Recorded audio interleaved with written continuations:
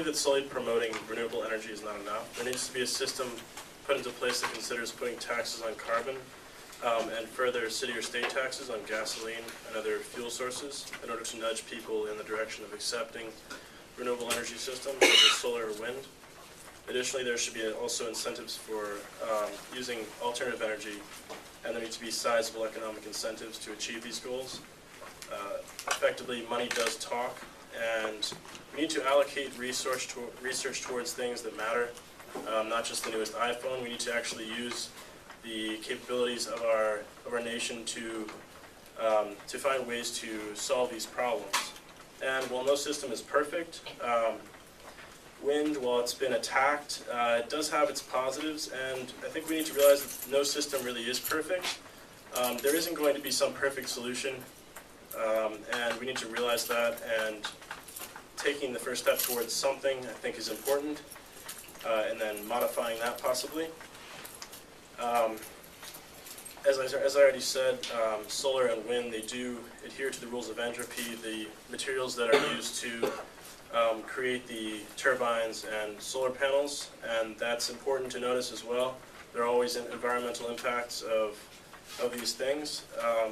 But you know, when I work in South America in the summers, and I see a country like Ecuador, a highly underdeveloped country, using technologies that we should be using. People that make very, very little money investing in wind turbines because they know that's the right thing to do, and then you see our country not even able to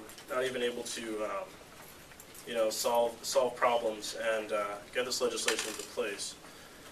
So that's terrible. I think the United States has no excuse not to be investing in these technologies and doing something. So it's not perfect, but it's a step forward. Also,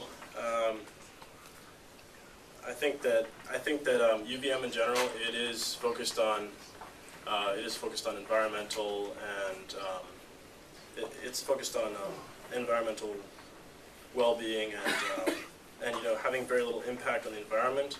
The problem with that is that I think a lot of times it's sort of shown as this place that's very, very ecologically friendly, with places like the Davis Center and all of the new buildings. But then the building I live in, it leaks a lot of heat. It's very inefficient.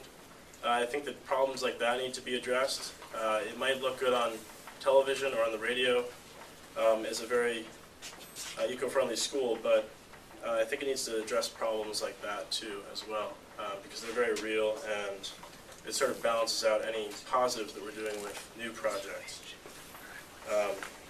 Also, I think something that Dan said, people need to set aside their nihilistic and sort of self-determined views and realize that some change is possible and that it's going to be slow. So. Thank you. Thank you.